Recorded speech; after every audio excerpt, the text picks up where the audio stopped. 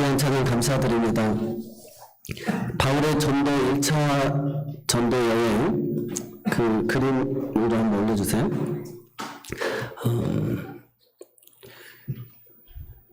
오늘 제목은 복음이 가는 길에 작정된 자는 다 믿더라. 한번 따라서 한번 해보겠습니다. 복음이 가는 길에 작정된 자는 다 믿더라. 바울 사도가 성령의 인도하심을 따라 전도 여행길에 하나님의 말씀을 가지고 갔는데 그 하나님의 말씀은 바로 예수를 증거하는 것입니다. 그래서 복음은 예수 그리스도이시죠. 그래서 설교 시간에는 항상 예수가 증거가 되어집니다. 그래서 1차 전도 여행은 저기 수리아 안디옥에서 안디옥이 두 군데가 나오는데 수리아 안디옥에서 구브로라고 하는 섬으로 가게 되어집니다. 근데 살람이라고 하는 항구에 도착하고 그것을 지나서 바보라고 하는 그 섬에 그 수도에 이르게 되죠. 그래서 총독 서기오 바울을 전도한 내용을 보게 되어집니다. 거기는 영적 방해자가 있었다라는 거. 이 구브로라고 하는 섬이 제주도의 3배 정도 된다고 그래요. 그래서 제주도는 서울의 5배 정도 되니까요. 서울의 한 15배 되는 큰 섬입니다. 그 전도 여행길에 성령의 지시를 따라 두 사람이 가서 그 서기오 총독 바울을 이렇게 하나님 말씀, 예수님을 증거해서 믿게끔 만드는 일이 생긴 것이죠. 그리고 다음에 간 것이 밤빌리아 버가라고 하는 곳에 도착하게 되어집니다. 그래서 밤빌리아 버가에서 그 위에 안디옥, 거기는 비시디아 안디옥이라고 하는데 그 위에 갈라디아라고 써졌잖아요. 그래서 갈라디아 교회들이다라고 합니다. 근데 그 옆으로 또 가다 보면 길리기아라고 하는 곳이 있잖아요. 그래서 길리기아 다소, 우리가 잘 아는 대로 사도 바울의 고향입니다. 그래서 전도 여행을 보니까 첫 번째 간 그 섬은 구브로라고 하는 사도 바울의 바나바의 고향을 찾아서 갔어요. 그리고 지금 피시디아 안디옥으로 본문이 나오는데 이 피시디아 안디옥은 바로 사도 바울의 고향 근처입니다. 그래서 언어가 통하고 그 지역 상황을 잘 아는 곳이다. 그래서 하나님께서 그런 고향을 찾아서 그리고 유대인 공동체가 있는 그 회당을 안식일마다 찾아가서 이렇게 하나님의 말씀을 이렇게 전하는 모습을 보게 되어집니다. 1차 전도여행은 바나바가 중심이 되어서 왔는데 오늘 2차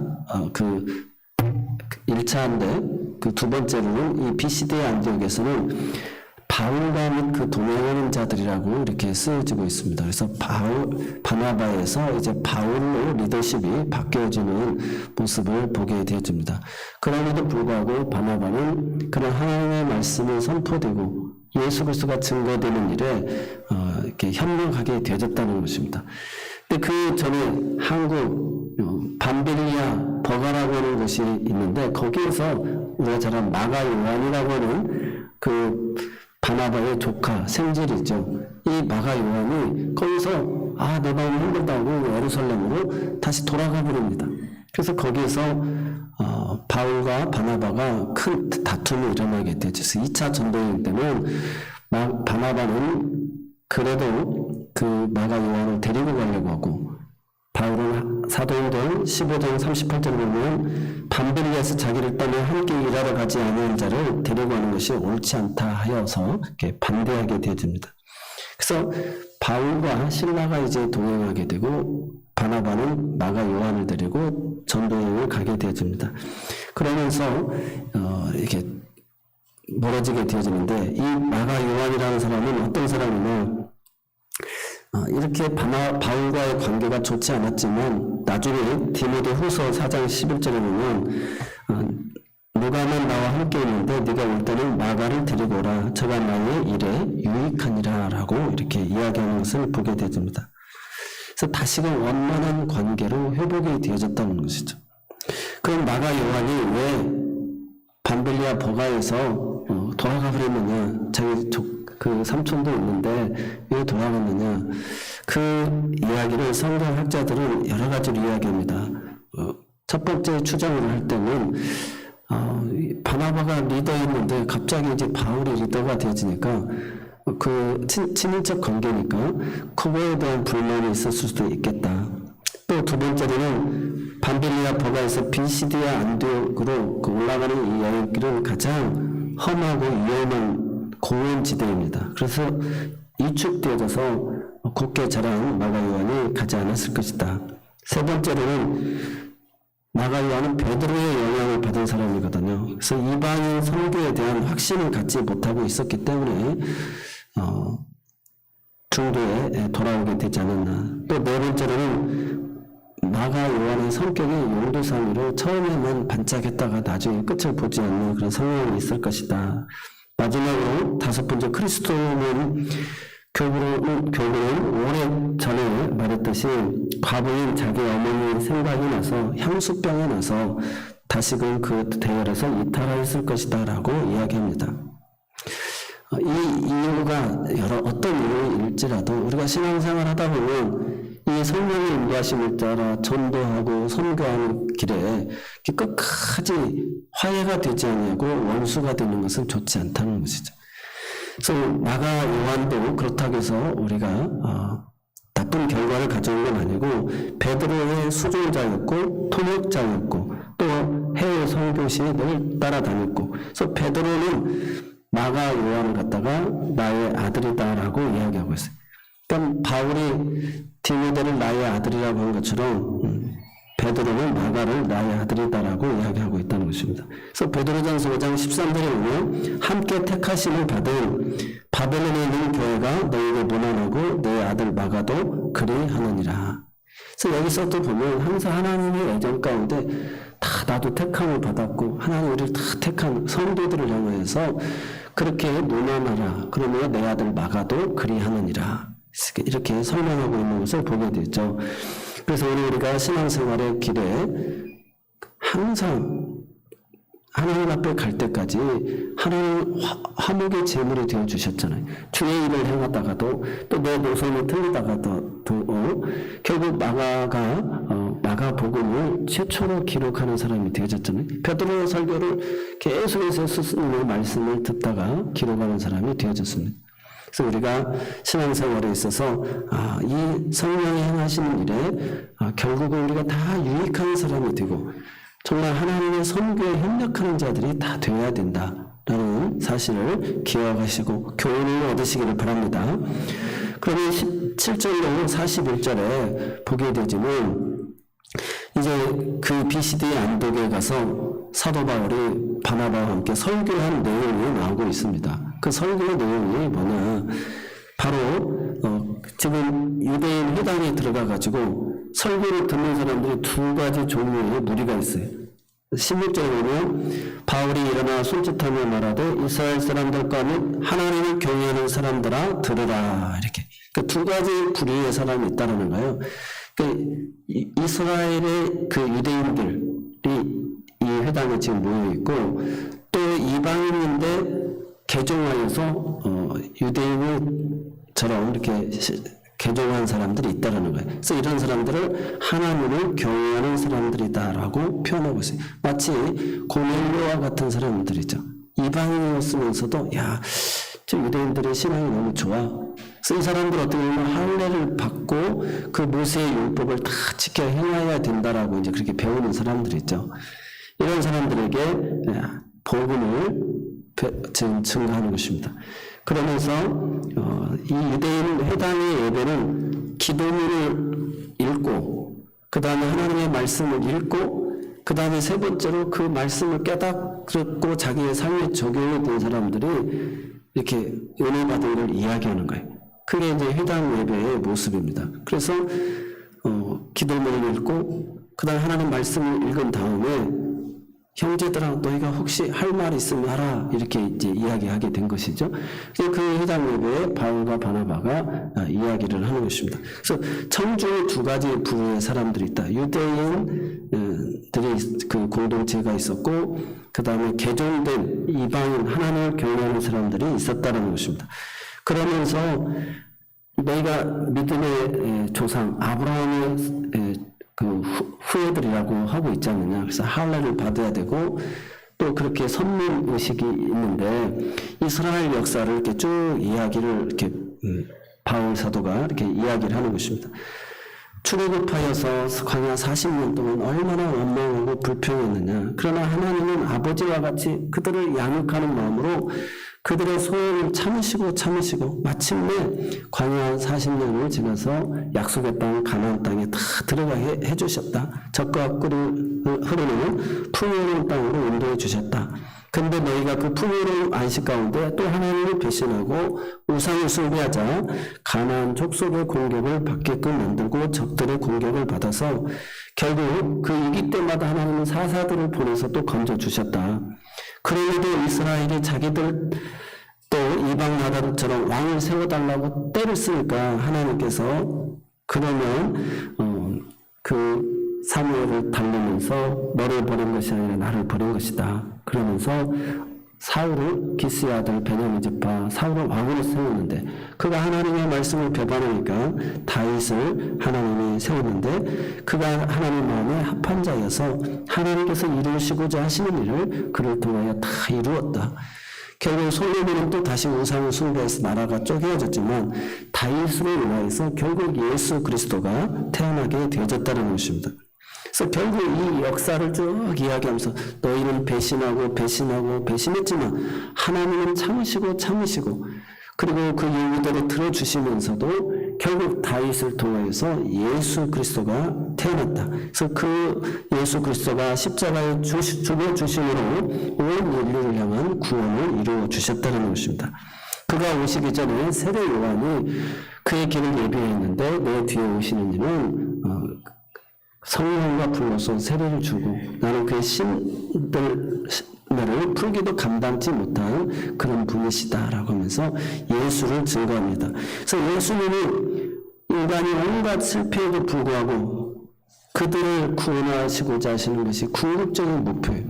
그래서 하나님이 전적으로 타락한 그들을 위해서 인간이 되셔서 인간이 받아야 될 저주를 다 십자가에서 감당해 주셨다는 거예요. 그분이 우리를 위해서 감당해 주신 그 사랑을 믿기만 하면 우리가 멸망치 않고 영생을 얻는다는 거예요. 이 선민이라고는 할례를 받고 율법을 지켜야 구원받는 것이 아니라 우리를 위해서 이렇게 전적인 사랑을 베풀어 주신 예수를 우리가 믿는 것, 그분이 행하신 일을 믿는 것, 이 믿음으로 우리가 구원을 얻는 것이다라고 이야기합니다. 그러면서 이 역사를 주관하시는 분은 하나님이시다. 하나님이 지금까지 이렇게 이끄셔서 그분의 궁극적인 목표가 우리를 반드시 구원하고자 하신다는 거예요. 그래서 그런 불가항력적인 사랑을 좀 베풀어 주셨다는 것입니다. 그래서 역사의 주체가 인간이 아니라 인간을 구원하고자 하시는 세상에 오신 예수 그리스도이시며 이 시대의 그분의 몸으로서 교회를 세워주셨다는 것입니다. 그래서 교회가 역사의 주체인 거예요. 이제 주님의 몸된 교회를 통해서 하나님께서 궁극적인 그 구원의 일을 이루신다는 것입니다. 그래서 이 천국 복음을 증거해서 너희가 이제 할례나 율법을 행해서 구원이 아니라 그 사실을 믿음으로 말미암아 우리가 구원을 얻는다. 그래서 이렇게 분명하게 예수님을 증거합니다. 그래서 마태복음 24장 14절에 이 천국 복음이 모든 민족에게 증언되기 위하여 온 세상에 전파되리니 그제야 끝이 오리라. 사랑하는 성도들, 우리가 전반기를 보내면서 이 복음 예수를 증거해야 돼. 사랑하는 형제 자매 여러분, 이 역사를 주관하시는 분은 하나님이십니다. 그 하나님 우리를 사랑하셔서 그 아들을 보내주시고 그가 죽은 자 가운데서 3일 만에 다시금 살려주시고 그래서 우리의 모든 죄와 허물을 다 용서해 주셨다고. 그래서 그분을 믿기만 하면 우리가 구원을 얻는 것이다. 그분의 의를 구원을 얻는다고. 그래서 이 복음을 우리가 전해야 된다는 것입니다. 러시아라고 하는 나라가 이렇게 소련이 망하게 된 이유는 솔제니츠라고 하는 그런 그 유명한 그 러시아의 양심이 있습니다. 이 사람 한 사람이 어떻게 변화가 됐느냐? 자기가 그 감옥에 있는데 그 유대인 의사가 예수 믿는 사람들은 그 핍박과 어려움 속에서도 막 그들을 위해서 기도해주고 찬송하고 그런 거예요. 그래서 아니 저 원수들을 향해서 어떻게 기도하냐, 저 사람들이 좀 제정신인가. 그리고 그 교도관 중에서 막 핍박을 하는 아주 못된 교도관이 있었어요. 근데 자기 자신이 이제 그 교도관이 이제 자기가 의사이기 때문에 병에 걸려가지고 수술을 해야 되는 상황이 된 거예요. 그래서 자기가 깜짝같이 그 피 한 맥을 묶어버려가지고 그냥 터져서 죽게끔 만들어야 되겠다. 이런 마음을 가지게 된 거예요. 그래서 의사로서 그러면서 자기 자신 안에 이런 악한, 사악한 마음이 있는 것을 깨닫게 되어집니다. 그래서 기독교인들이 그렇게 예수의 복음을 받아들이고 그 원수를 위해서 기도하고 그 감옥에서도 서로를 돌보고 사랑을 나누는 모습을 보면서 그들의 진심을 보고 자신 안에 있는 그런 악함을 보게 되어집니다. 그러면서 그 사람의 수술을 정말 정성껏 잘 해줘서 치료해 줍니다. 그래서 그 사람이 그것을 보고 자기를 수술을 잘 해주는 것을 보고 내가 그렇게 고통을 주고 어렵게 했는데 자기가 그 죄수로부터 고침을 받고 이렇게 변화가 되어집니다. 그래서 사람이 이렇게 악합니다. 악은 또 다른 악을 만들고 우리 안에 내재되어 있는 더 큰 분노들이 얼마나 많이 있는지 모릅니다. 그래서 오늘 우리는 의인은 없느니 한 사람도 없는 거예요. 그렇기 때문에 하나님께서 이 죄의 문제를 해결해 주시기 위해서 예수님이 이 땅에 오시고 우리가 받아야 될 그런 형벌과 저주를 다 감당해 주셨다는 거예요. 아무리 내가 율법을 지키려고 해도 우리가 죄인이라는 사실을 깨달을 수밖에 없다는 거예요. 우리 교회 공동체 안에서도 신앙생활 잘하는 사람들, 예배생활 잘하는 사람들, 헌금생활 잘하는 사람, 또는 전도 잘하고 또 금식 기도하고 신비를 체험했다는 사람들이 때로는 사람을 정죄하고 판단하고 헤아리는 경우들이 얼마나 많습니까? 바로 이 두 가지 부류가 되는 거예요. 그래서 이 이방인들은 이 소식을 듣고 하나님을 경외하는 사람들이잖아요. 그래서 너무 좋은 거예요. 자기들이 꼭 할례를 받으려고 필요도 없고 정말 이게 진짜 복음인 거예요. 가지고 다음 주 안식일에도 또 와서 우리에게 또 말씀을 전해달라. 가지고 온 시민들이 다 온 거예요. 근데 이렇게 되니까 유대인들은 아주 시기가 나가지고 시내에서 유력한 귀부인들을 선동해가지고 박해하게 되어지고 쫓아나게 되어지는 것이죠. 그래서 우리가 이 믿는 이런 신앙 이걸 원하는데 그냥 예수 믿으면 다 그 믿음으로 천국 간다고 하니까 죄사함 받고 구원받는다고 하니까 이들은 정말 이거 받아들이기가 너무 어려웠던 거예요. 그래서 그 갈등이 생겨서 결국 핍박을 받게 되고 추방당하게 되고 쫓겨나게 되어집니다. 그런데도 이 구원받은 자의 이 표상이 있는데 그건 기쁨이라는 거예요. 제자들이 기쁨과 성령이 충만하고 발의 먼지까지도 떨어버리면서 이고니온으로 옮기게 되어집니다. 그래서 이게 바로 복음. 그래서 설교 중에 예수가 증거되는 거예요. 오늘 우리의 연약한 모습, 있는 모습 그대로를 주님은 다 사랑해 주신 줄로 믿습니다. 그래서 바울의 설교를 들은 사람들의 그 반응을 우리가 두 가지로 보았습니다. 오늘 바울이 말하는 내용이 있는데 43절에 보면 모임이 끝난 후에 유대인과 유대교에 입교한 경건한 사람들이 바울과 바나바를 따르는 두 사도가 더불어 말하고 바울과 바나바가 뭐라고 했겠어? 자기를 따르는 그 사람들에게 너희가 항상 은혜 가운데 있으라 이렇게 이야기 권면합니다. 한번 따라서 해보겠습니다. 항상 하나님의 은혜 가운데 있으라. 항상 하나님의 은혜 가운데 있으라고 그렇게 은혜 받고 다음 안식일에도 와서 말씀을 전해달라고 따르는 그 이방인 유대인들, 하나님을 경외하는 자들, 그들에게 이야기합니다. 그래서 여러분 하나님의 은혜 가운데 있으라는 말을 생각해보면 본질적인 이 은혜라는 말을 바울은 두 가지로 설명하는데 첫 번째는 이 은혜라는 단어는 아름다운 매력이 있다라는 그런 단어의 뜻입니다. 카리스라는 말은 육체미 또 매력적인 그런 의미를 가지고 있어요. 그래서 언제나 애교적이고 사랑스럽고 매력적인 그런 아름다움 이것이 그 본주에 들어가는 것이 은혜라는 거예요. 그래서 이 은혜라는 말은 이런 놀라운 은혜는 썩을 것으로 심고 썩지 아니할 것으로 다시 살며 욕된 것으로 심고 영광스러운 것으로 다시 살며 약한 것으로 심고 강한 것으로 살며 육의 몸으로 심고 신령한 몸으로 다시 살게 되는 것. 고린도전서 15장 42절로 44절입니다. 부활의 예수를 믿으면 우리가 이런 영생을 소유하게 되고 이렇게 은혜를 입게 되어진다는 거예요. 죄의 은이 되어지고 우리가 썩을 것에서 썩지 않을 것으로, 욕된 것에서 영광스러운 것으로, 약한 것에서 강한 것으로 변화되는 그런 아름다운 모습으로 되어진다는 게 이게 아름다운 은혜라는 것입니다. 그래서 가난이 부유함으로, 죄인이 의인으로, 천한 것이 존귀한 것으로, 평범자가 강한 자로, 그래서 하나님의 은혜는 미련한 자가 지혜로운 자로 변화되는 것. 이것이 성경에 은혜에 나와 있는 하나님의 은혜입니다. 그래서 오늘 우리가 다 하나님의 은혜로 변화되어진 줄로 믿습니다. 그래서 이 은혜가 충만하고 아름다운 매력 있는 성도들이 다 되시기를 바랍니다. 정말 예수 바라보고 따라갔더니 이렇게 아름답게 변화됐다. 두 번째 은혜라는 말 우리가 잘 알고 있는 자주 쓰는 말이죠. 완전히 언제나 값없이 자격이 없는, 자격을 따지지 않고 조건을 따지지 않고 주시는 선물. 그래서 아무도 이 은혜는 사람의 노력이나 어떤 대가를 치르고 얻어주는 것이 아닙니다. 오직 겸손히 감사와 경배하심으로 받아들이는 것밖에 없어요. 그래서 이것을 무상이라는 말과 그래서 하나님의 근본적인 개념은 정적인 자랑할 것이 없고 가능성이 없는 우리들에게 하나님의 은혜가 주어지는 것이죠.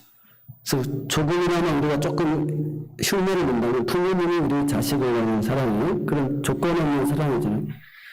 그러나 하나님께서 그 은혜를 받을 사람의 자격을 붙지 않는 그런 관대하심, 이것이 하나님의 은혜인 줄로 믿습니다. 그래서 고린도전서 5장 10절에 바울 사도는 나의 모든 것은 하나님의 은혜로 된 것이니 내게 주신 그의 은혜가 헛되지 아니하여 내가 모든 사도보다 더 많이 수고했으나 내가 아니요 오직 나와 함께 하신 하나님의 은혜로다라고 이렇게 고백하는 것을 보게 되어집니다. 마리아 앤더슨이라고 하는 위대한 가수가 있습니다.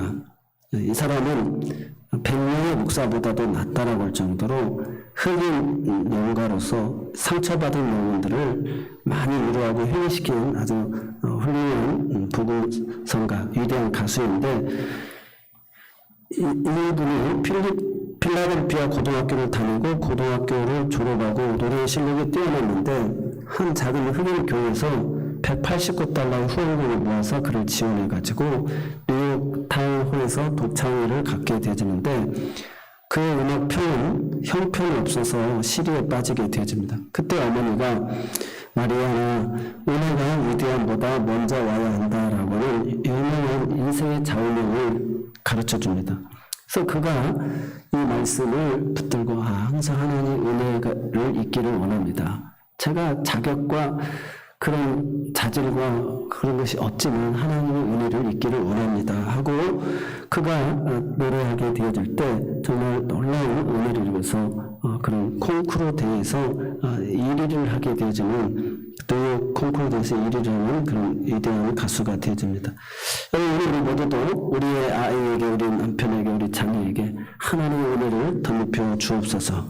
사도 바울이 나의 모든 것이 오직 하나님의 은혜로 된 것인 것처럼 오늘도 그런 은혜를 구하시기 바랍니다. 은혜를 더하려고 죄를 더하겠냐? 그러면 바울처럼 예수 믿는 사람들 핍박하고 막 못된 짓 하면 주님이 나를 만나주시냐? 그건 아니죠. 전적인 하나님의 은혜라는 것입니다. 나와 함께 하신 하나님의 은혜인 줄로 믿습니다. 그래서 바울 사도의 편지들을 보면 항상 그 교회들을 향한 그 권면이 시작하기 전에 인사의 첫 번째 내용이 은혜와 평강이 너에게 있기를 원한다라고 이야기하고 있어요.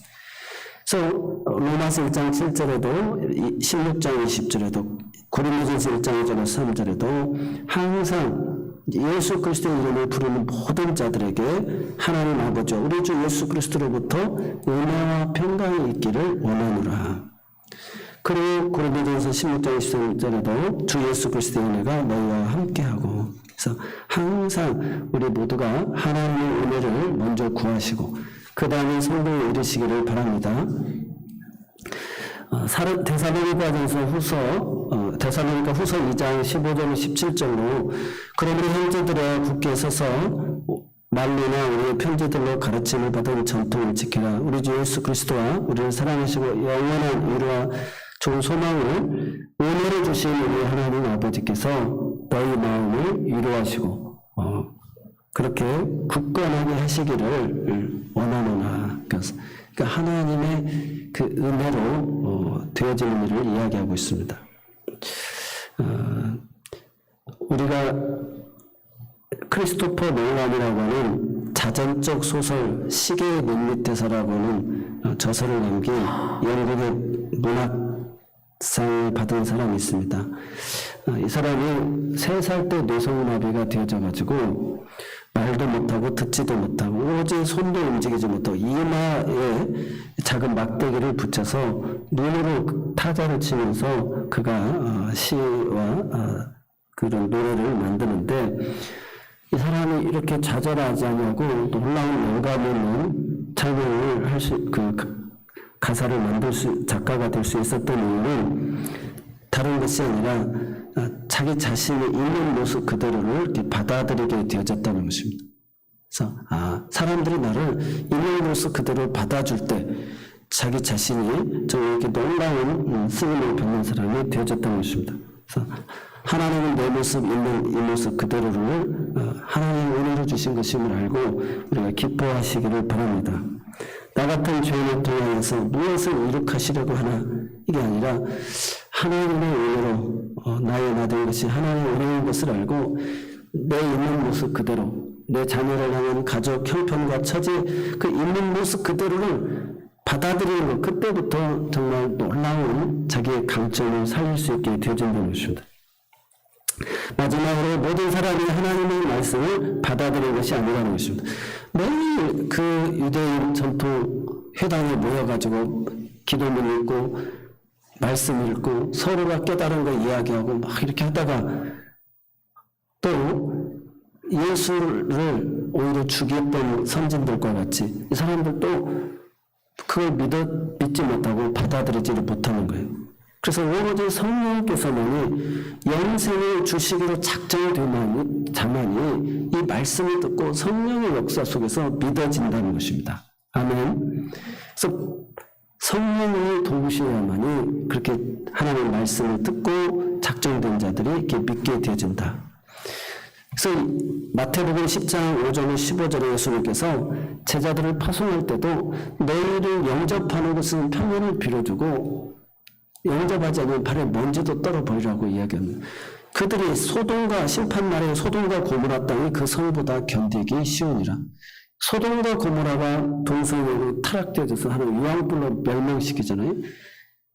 이렇게 예수를 영접지 아니하고 구원을 받지 못한 자는 심판날에 그 지옥불 속에서 얼마나 그 고통을 당할지 상상할 수가 없다는 것입니다.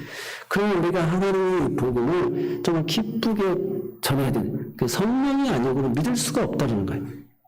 그렇게 매일 희망에서 모여도 그 유대인들을 오히려 죽이려고 핍박하고 쫓아내는 자들이 되지. 그래서 너희가 안 받아들이고 쫓아내니까 이 복음이 이 이방인들에게 전파되어져서 이 빛이 들어가서 이방인들이 믿게 되어졌다는 것입니다.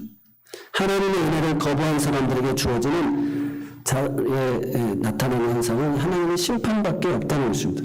그래서 요한복음 3장 16절로 18절 우리가 잘 아는 말씀입니다. 하나님이 세상을 이처럼 사랑하사 독생자를 주셨으니 이는 저를 믿는 자마다 멸망치 않고 영생을 얻게 하려 하심이라.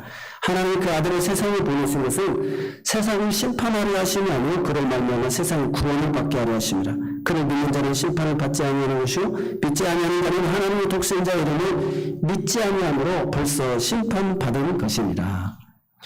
그래서 우리가 하나님의 말씀을 듣고 믿느냐 안 믿느냐 안 받아들이면 이미 심판을 받은 거라는 거예요. 이거 얼마나 놀라운 말씀인지 모릅니다. 그래서 마태복음 3장 2절에 보면 회개하라 천국이 가까웠느니라.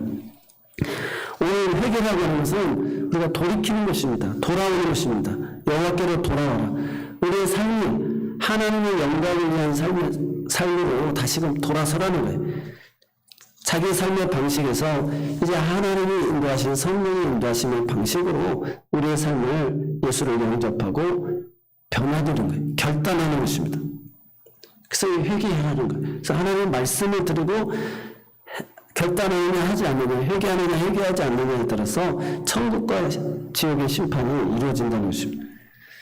모디 목사님이 부집회를 통해서 은혜가 충만했어요. 한 도둑이 은혜 받고 와서 고백을 합니다. 제가 이렇게 도둑놈입니다. 그런데 내가 이것을 다 갚고 또 더 벌어가지고 그 빚을 다 갚겠습니다. 이제 그렇게 이야기합니다. 그러니까 모디 목사님이 네가 그렇게 벌어서 갚으려고 하지 말고 지금 있는 걸 다 그 사람들한테 갚고 네가 열심히 또 일해가지고 갚아라 이렇게 이야기합니다. 오늘 하나님은 우리의 삶 속에 그 말씀을 듣고 바로 회개하고 결단하기를 원한다는 거예요. 미켈란젤로가 다윗의 조각상을 만들잖아요. 우리가 다윗의 조각상을 보면서 어떻게 그 영감을 얻었을까라고 생각을 합니다.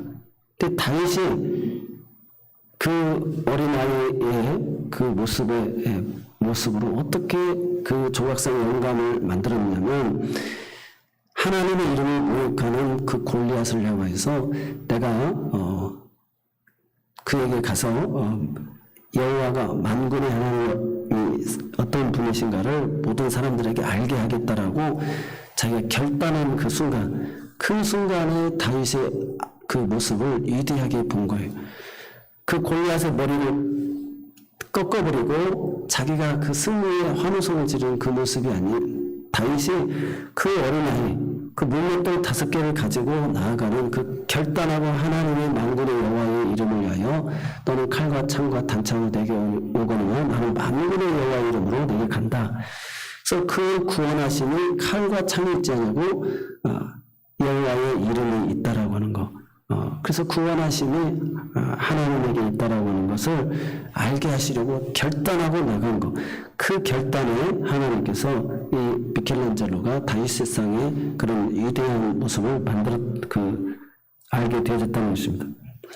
영국의 작가 토마스 무어가 낙원이라는 작품 속에서 한 천사가 타락을 해가지고 낙원을 못 올라가는 거예요. 그래서 이 땅에서 내가 귀한 걸 발견해가지고 그 문 앞에 가면 나를 들어가게 해주겠다라고 생각을 합니다. 그 내용이 그러면요.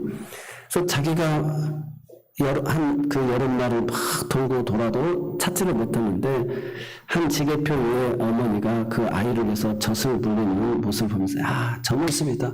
어머니가 아이를 사랑하는 모습. 그래서 그 젖방울을 받아가지고 낙원에 가는데 들어올 수 없다고 그럽니다.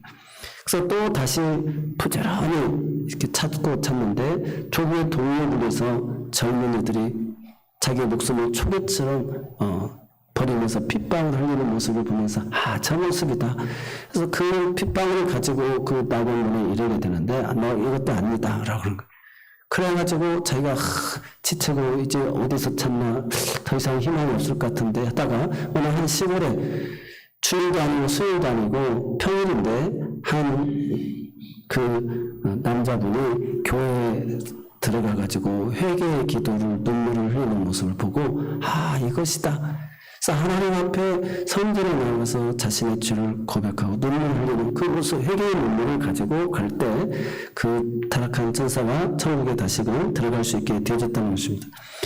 요한계시록 22장 13절에 14절에서도 주님의 그리스도의 보혈의 피가 필요한 것처럼 인간에게는 회개의 눈물이 필요한 줄로 믿습니다. 나는 알파와 오메가여 처음과 마지막에 시작과 마침이라. 자기 두루마기를 빠는 자들은 복이 있으니 이는 그들이 생명나무에 나아가며 문들을 통하여 성에 들어갈 권세를 받으려 함이로다.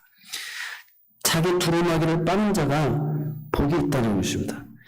누가복음 10장 9절에도 하나님의 나라가 너희에게 가까이 왔다라고 이야기합니다.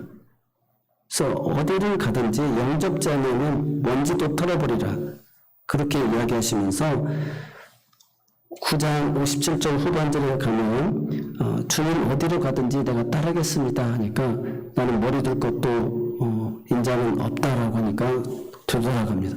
또 그러면서 사람들이 내가 부모님 장사 지내고 와서 따르겠습니다. 그 사람도 너도 안 된다. 하나님의 나라를 전파하겠다고 하는데 안 된다는 거예요.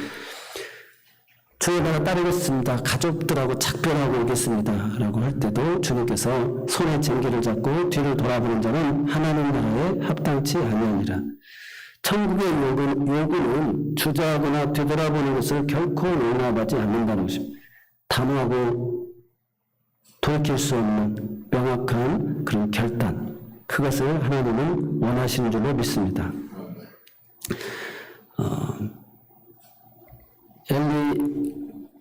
엘리야는 이야기합니다. 너희가 어느 때까지 두 사이에서 머뭇머뭇하려느냐. 여호와가 만일 하나님은 그를 쫓고 바알이 만일 하나님은 그를 쫓을지니라.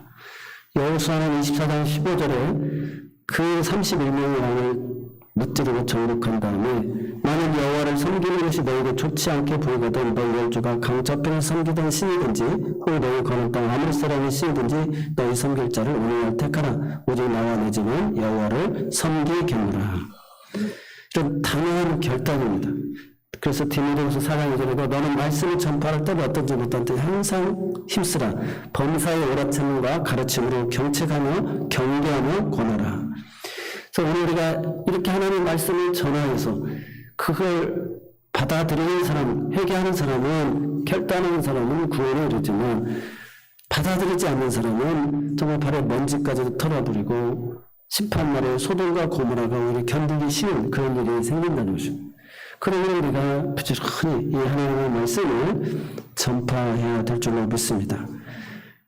복음 중에 복음이, 예수님이 정말 우리가 죄로 인해 타락할 수밖에 없고 죽을 수밖에 없어서 그분이 우리를 위해서 다 행하여 주셨다는 것, 그 사실을 믿으면 우리가 구원에 이르는 것입니다. 오늘 이것을 기뻐하고 증거하고 성에서 죄책감에 고통스러워 있는 모든 사람을 초청해서 이 복음을 듣고 싶은 거예요. 그래서 이 복음을 받아들이는 사람들에게 그런 놀라운 회개와 구원의 역사가 일어난 줄 믿으시기 바랍니다. 복음을 가는 길에 작정된 자들은 다 믿었어요.